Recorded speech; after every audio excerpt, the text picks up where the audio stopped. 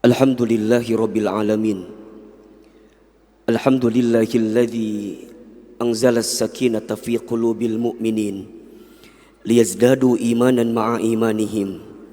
Ashhadu an la ilaha illallah wahdahu la syarikalah wa ashhadu anna Muhammadan abduhu wa rasuluhu la nabiyya ba'dah. Allahumma salli wa sallim ala rasulillahil karim Sayyidina wa syafi'ina wa maulana Muhammadin sallallahu alaihi wasallam wa ala alihi wa ashabihi wa man tabi'ahum bi ihsanin ila yaumiddin. Faya ibadallah, usikum wa nafsi bitaqwallah faqad fazal muttaqun. Faqala Allah ta'ala fil Qur'anil Karim, a'udzu billahi minasy syaithanir rajim, bismillahirrahmanirrahim. Ya ayyuhalladzina amanu taqullaha haqqa tuqatih wa la tamutunna illa wa antum muslimun. Shadaqallahul azim wa shadaqa rasuluhul karim, amma ba'd.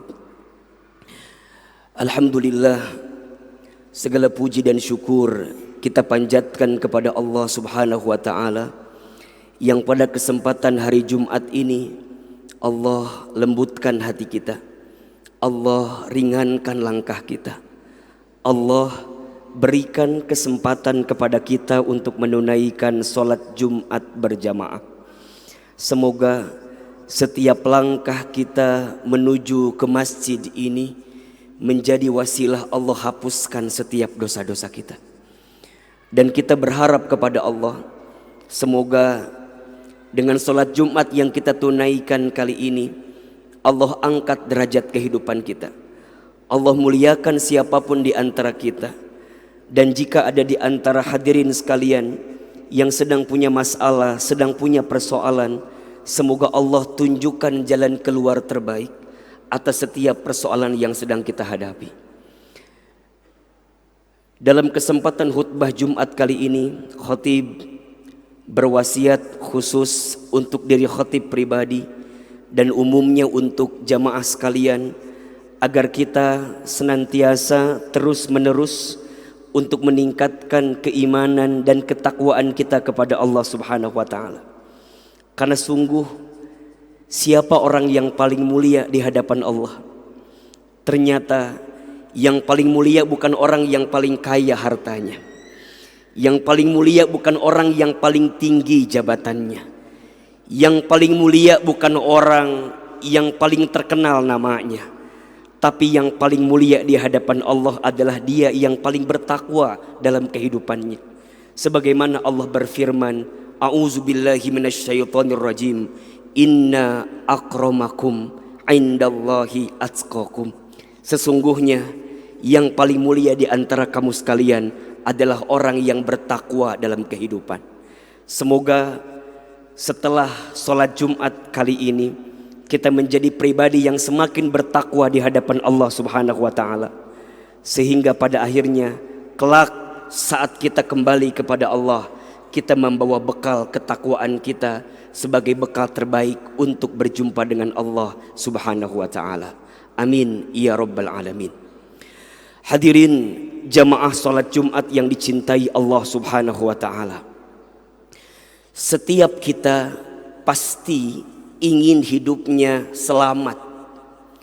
Dan ketika dia selamat, dia ingin selamatnya bukan hanya di dunia, tapi juga dia selamat sampai ke surganya Allah Subhanahu wa ta'ala.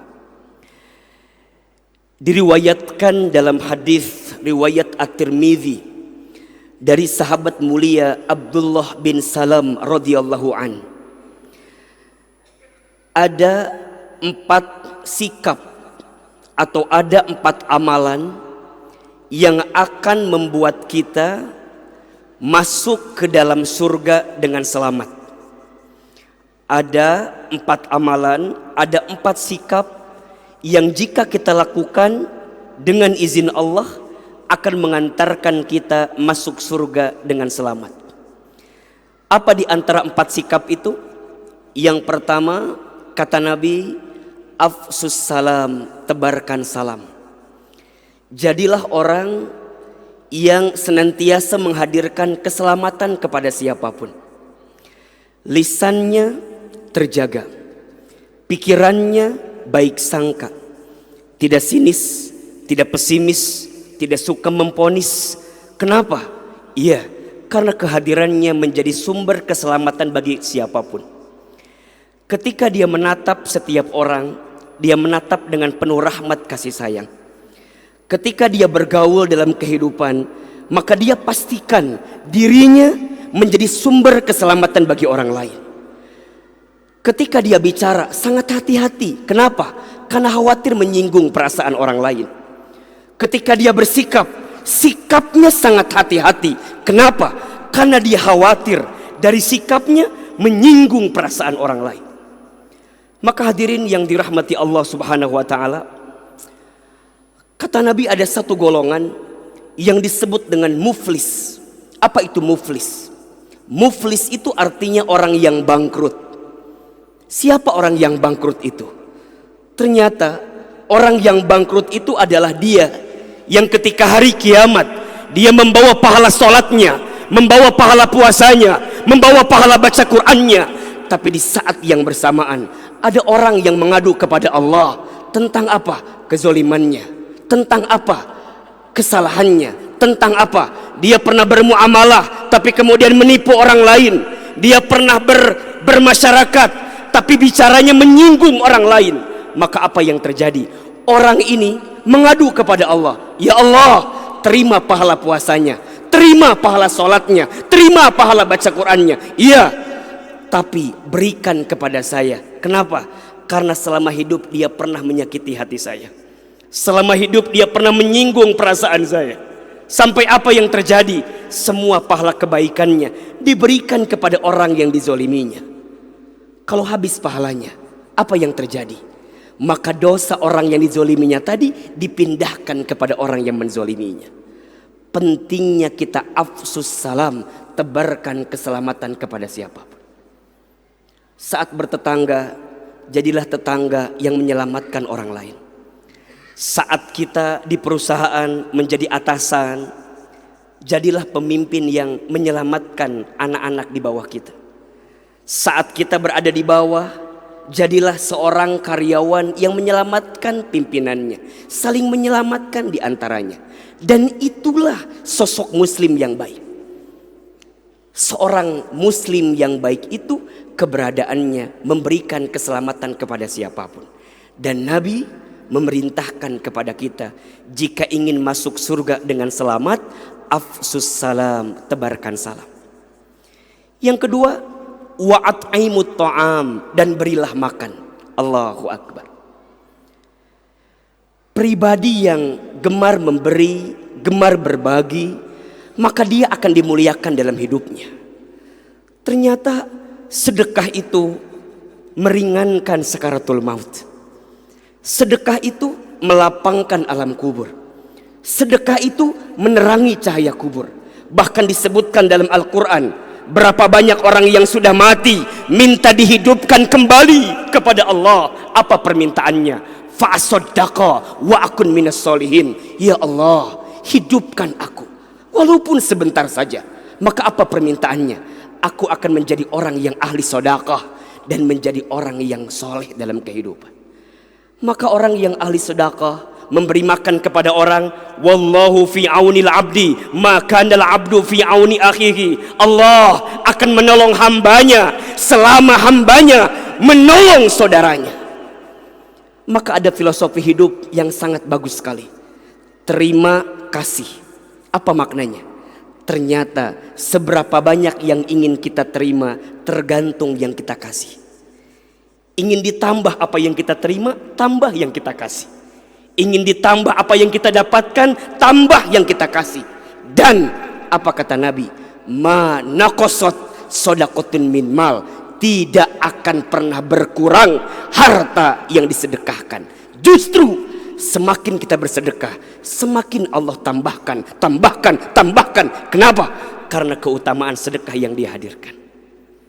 Oleh karena itu, jika ingin masuk surga dengan selamat, bersedekahlah memberi makan. Bahkan kalau kita kutip surat Al-Maun, Allah Subhanahu wa taala memberikan peringatan kepada kita. A'udzubillahi minasyaitonir rajim. Ara'aital ladzi yukadzibu biddin. Apakah engkau tahu siapakah yang mendustakan agama itu? Saya ulangi. Siapakah yang mendustakan agama itu? Allah menjawab, fadzalikal ladzi yad'ul yatim wala yahuddu ala ta'amil miskin.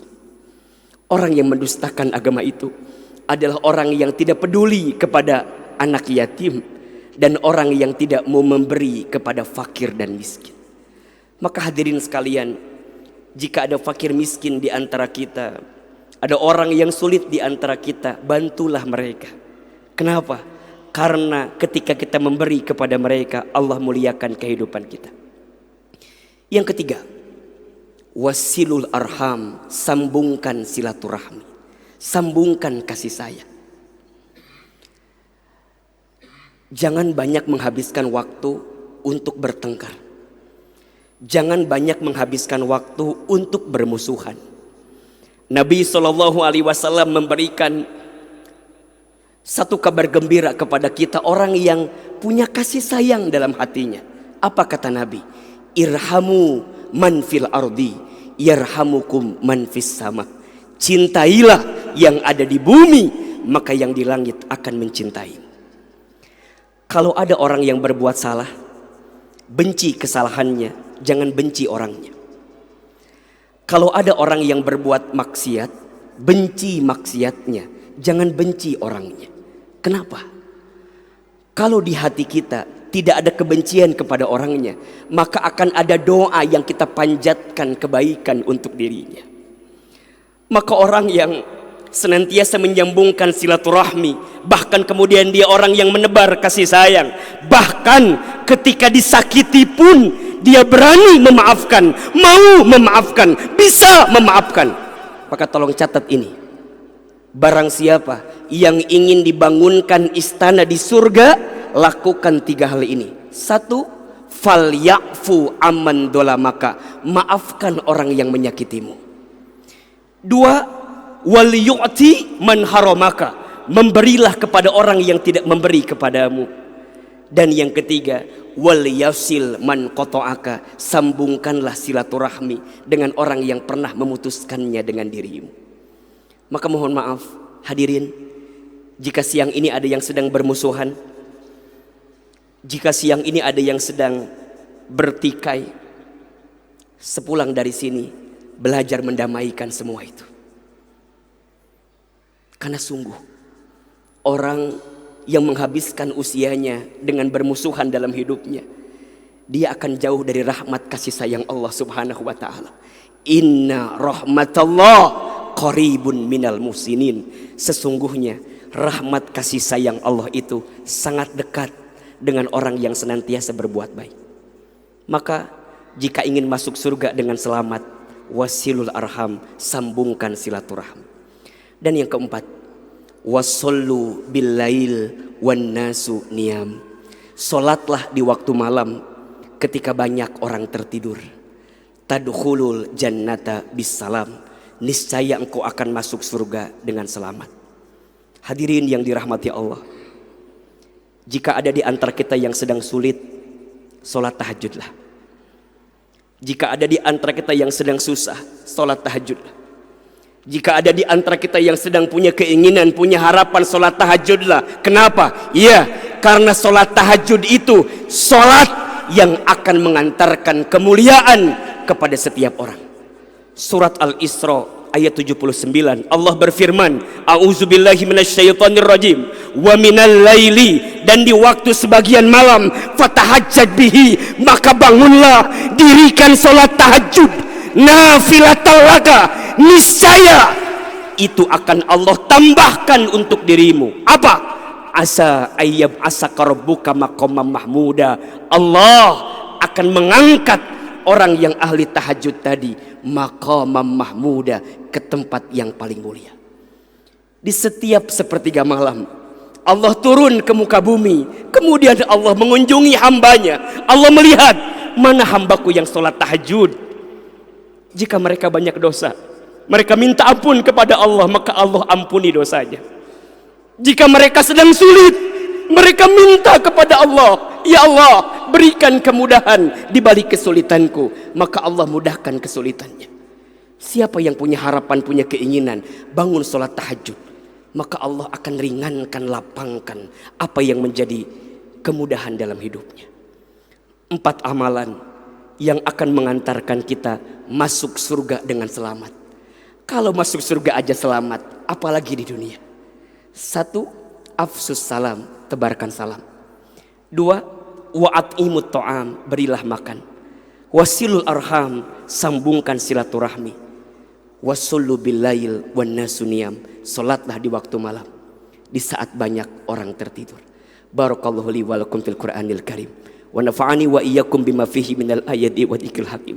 Aqulu qawli hadza fastaghfiru innahu huwal ghafurur rahim.